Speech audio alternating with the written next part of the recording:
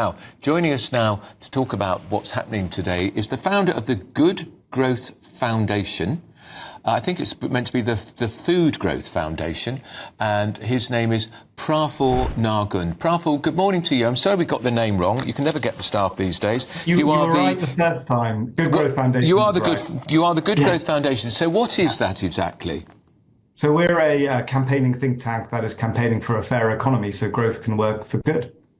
And what's that got to do with farming?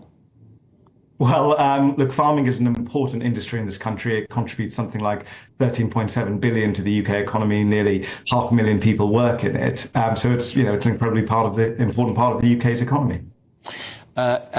We've seen a lot of farmers there this morning descending on London today, despite the terrible weather, Praful. Of course, terrible weather is part of the daily life of farmers. Are you sympathetic to their plight? They say many traditional small and medium-sized farms will probably have to close if someone dies because they won't be able to afford to pay the inheritance tax bill. Look, the changes to the inheritance tax bill are part of a series of difficult decisions which the government have had to take in order to get the public finances back on a sound footing and to get money for our NHS and crumbling public services. I think it's been quite well trailed that it is targeted at the wealthiest landowners. Yeah, but the farmers don't agree with it. They don't believe the government's figures, and of course, this wasn't in any manifesto, was it?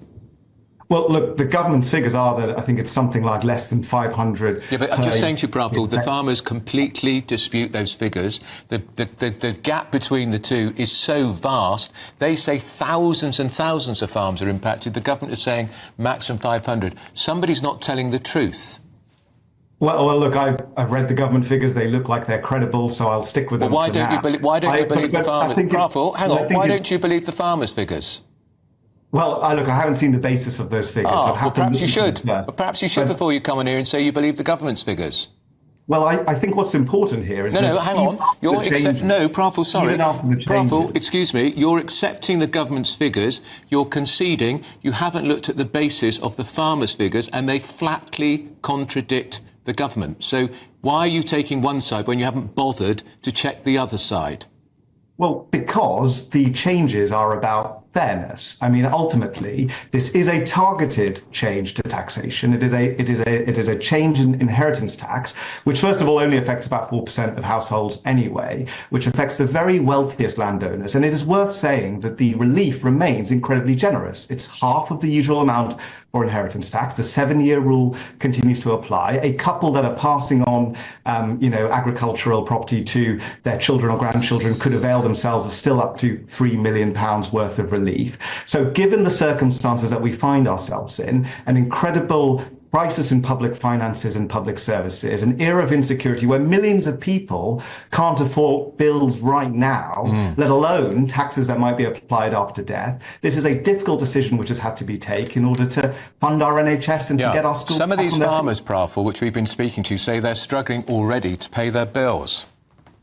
Well, I mean, that is the point. It is a difficult decision, but it is very much targeted at the wealthiest landowners. Yes, but it isn't, because they say it's hitting small and medium-sized farms of 250 acres. I repeat again, it's difficult for you to justify and defend the government's position when you haven't bothered to check the other side. Why haven't you? I'm at a loss to understand why you come on a television programme to defend the government when you haven't established the other side of the argument. Well, it's worth saying, independent... No, I'm asking you why I'm asking you to clarify. I'm asking you to answer that specific point. And I'm giving you an answer, which is that independent actors like Dan Needle from Tax Policy Associates have come up with very similar figures. Yeah, well, have you seen that today? They've had to put a clarification... Hang on, Praful, Dan Needle's had to put a clarification out today because his assessments were he got acres mixed up with hectares. That's running on the wires as we speak. That's quite a big discrepancy. Yeah, well, look, I haven't seen that. No, of course, because you haven't bothered to check that side of the argument. No, but the fact is, and you're not disputing. No, you don't seem to know the facts, Praful. I'm just asking you why you haven't bothered to talk to the farmers. No, I hear you, but you are also not disputing the fact that this is a tax measure which is targeted at the wealthiest landowners. No, I am disputing it. I am disputing it because I've looked at the farmers' figures, and I've had a farmer in this studio this morning. Her farm is 250 acres. She says if the farmer dies, they'll have to sell part of the land. 250 acres. That is a small farm. Okay, well, look, as I said... No, it's not okay. It's not okay. They say it's not okay. No, and I understand it's very difficult. Any tax changes are incredibly difficult. But the reality is we need to raise money for the NHS and for our public services. That is the reality this country faces. We have a crisis of insecurity. Do you go along with the winter fuel allowance cut as well? Do you go along with that as well, Praful?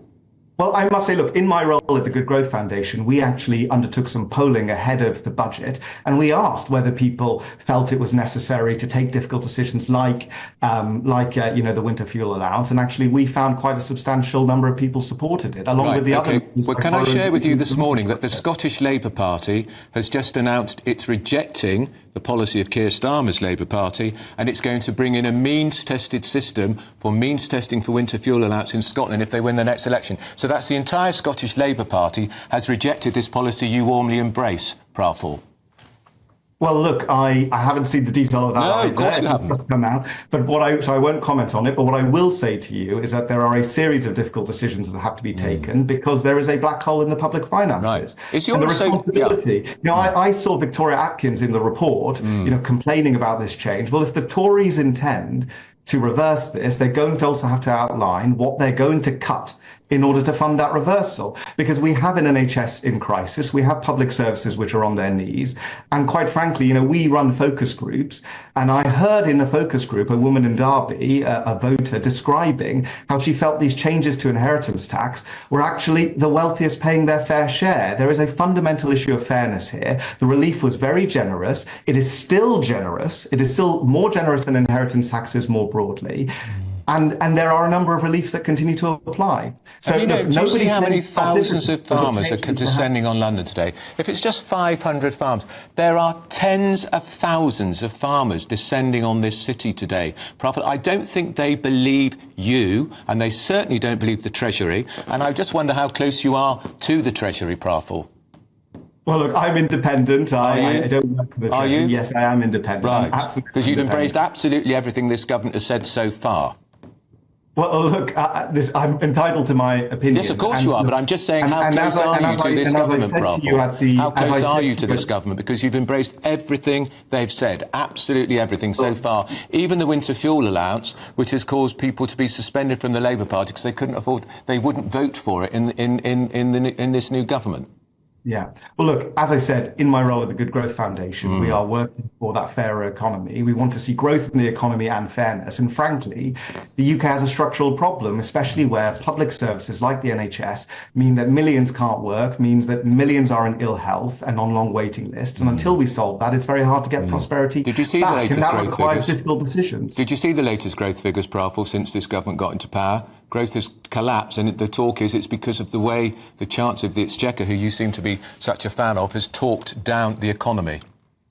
Look, there's been a decade of stagnation. Now, I'm talking about the last quarter. We're talking about this government, Praful. And you will also know that we're talking about this government, Praful. Structural issues, and that's why we need a fundamental, rethink about how actually we generate prosperity in this country. And we're not going to get that growth that will change people's lives and lift people out of insecurity, if we don't fix the problems in the public realm. And that, unfortunately, does require difficult decisions.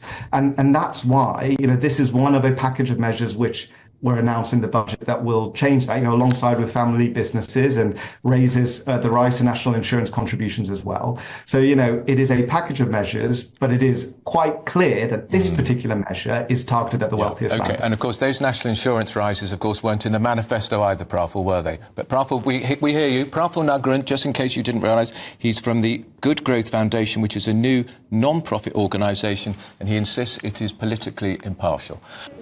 I found Lord Andrew Lloyd Webber is down here this morning. It is cold, it is wet, but you are down here. Why? Well, I farm about just under 5,000 acres myself, but I'm not here because of me or anything like that. I'm here to support the small farmers. I mean, they are the absolute salt of the earth. They're the people who really keep our countryside going. I am a passionate, lover of the countryside. In my way, I've done what I can with my farm, which we've farmed now for 40 years, quietly. We don't bang the drum about that. But I'm here to really entirely for the small farmers, not for myself. What is the fear, Andrew? What would your fear be should this tax impact these farms in the longer term? In the longer term, what will happen is they'll all be bought by probably foreigners. outsiders, people who are not buying it for the love of the countryside. They're buying it purely as a long-term investment. Many, many, many people hovering around at the moment, rubbing their hands in glee about all of this, and I can assure you they're not British. And why do you think the government are not concerned about that? Because I think they got confused. I think that they confused people who have been buying land just for the sake of buying land to avoid inheritance tax with the people who actually farm the land and do it themselves, So it's a myth, isn't it, that all the farmers are swimming in cash? Well, of course it's a myth. I mean, they may on paper have a big asset, but in practice that asset produces nothing. And I read a really, very good comment made that if actually somebody came on Dragon's Den and said that this asset only pays back sort of 0.2%, which is what most farms do, Dragon Den would say, this ain't a business. Yeah. Okay. Well, thank you so much.